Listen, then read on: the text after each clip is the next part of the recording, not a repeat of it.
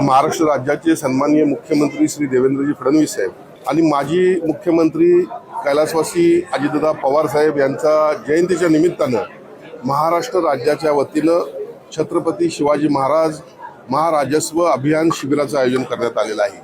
आपल्याला आठवत असेल 2022च्या महायुतीच्या सरकारमध्ये शासन आपल्या दारी आणि मुख्यमंत्री माझी लाडकी बहीण योजना या माध्यमातून अत्यंत भव्य कार्यक्रम आयोजन करून या ठिकाणी समाजातील तळागाळातील माणसाला न्याय देण्याचा आम्ही प्रयत्न केला। गेल्या 2-2.5 वर्षांमध्ये सन्माननीय मुख्यमंत्री देवेंद्रजी फडणवीस साहेब यांनी राज्यामध्ये मोठ्या प्रमाणात काम केलेलं आहे।